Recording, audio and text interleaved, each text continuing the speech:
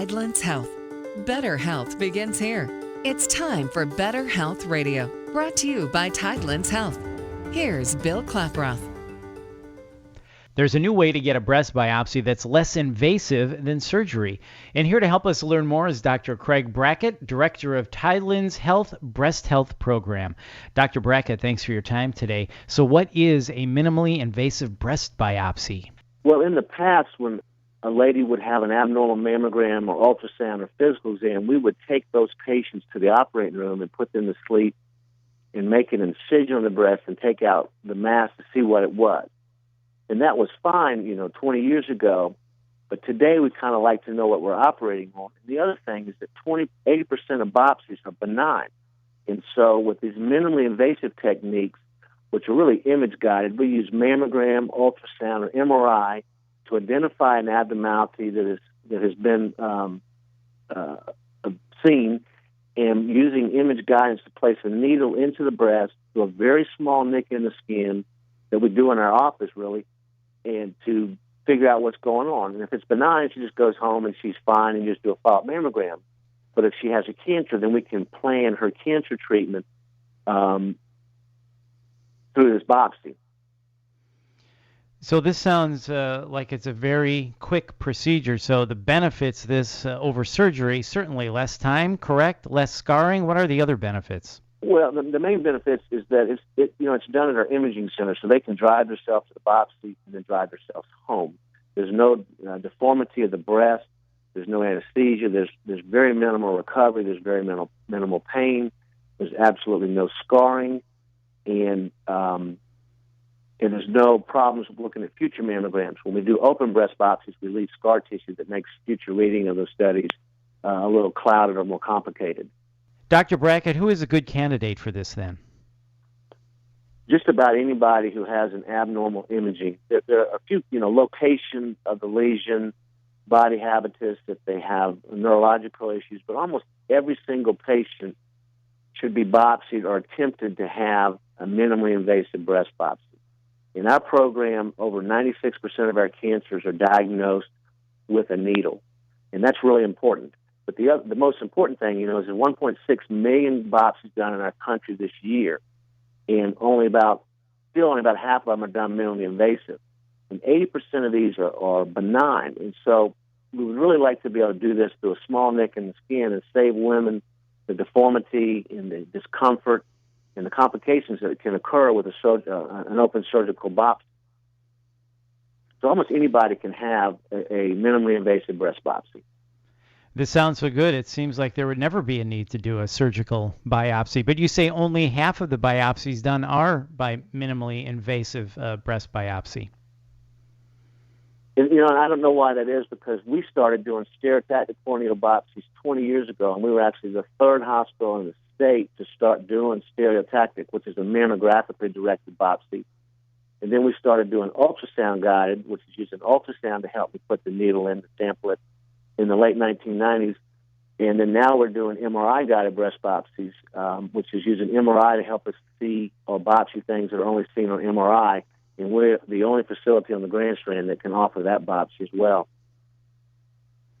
So can you describe the procedure a little bit more for us? I know you said there's no anesthesia. Women can drive themselves to the doctor. Is this done as an outpatient service?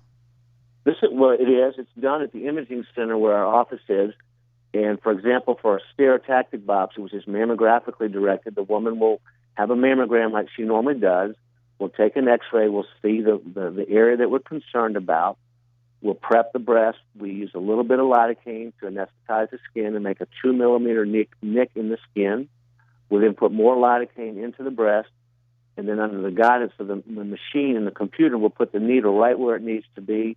We'll then check our picture, and if everything looks good, the biopsy takes 30 seconds. It's that quick. And then we put a little clip to mark the place we biopsied so we can always have a reference point or a localization point. So if we need to take it out, we know exactly where we were. And the whole procedure takes about 10 minutes, and then they go home that day with a little steri strip on their breast. That is amazing. So the recovery time is basically, there is no recovery time.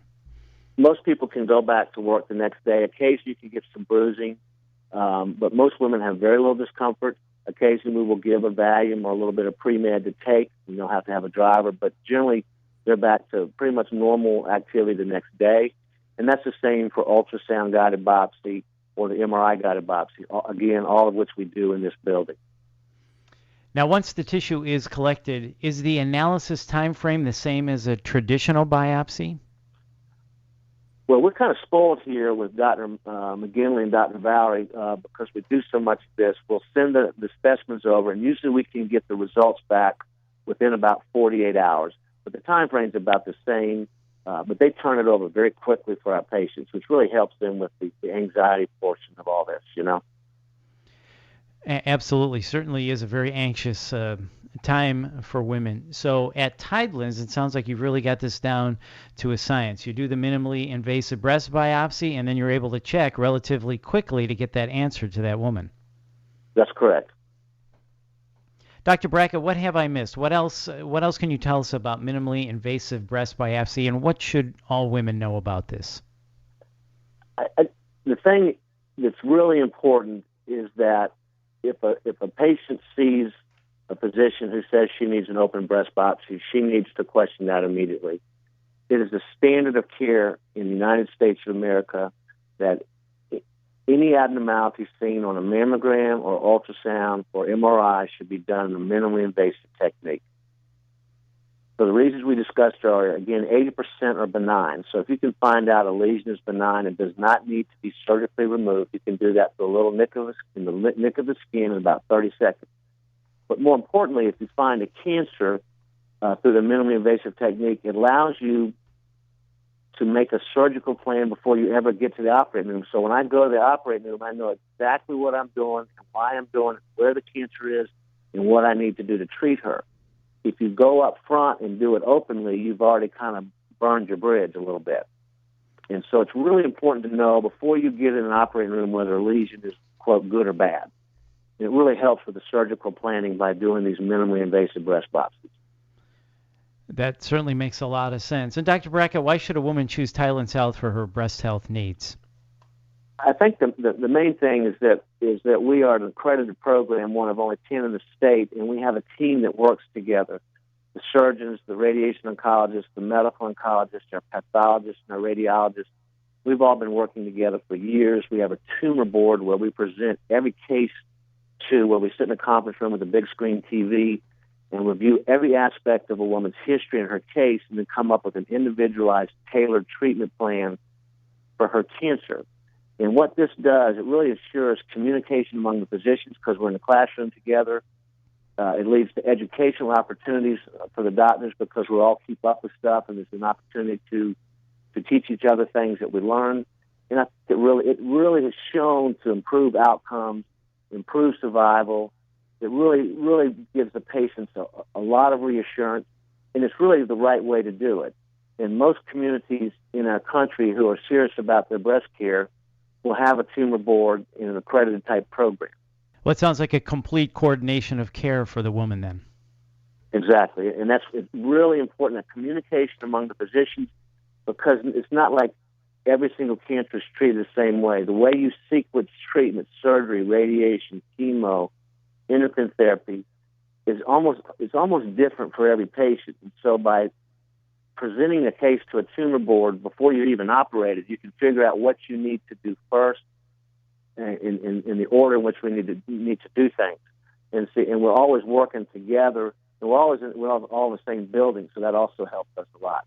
Dr. Brackett, thank you so much for your time today. We appreciate it, and thanks for your fine work at Tidelands Health. For more information on Tidelands Health, physicians, services, and facilities, visit tidelandshealth.org. That's tidelandshealth.org. This is Better Health Radio. I'm Bill Klaproth. Thanks for listening.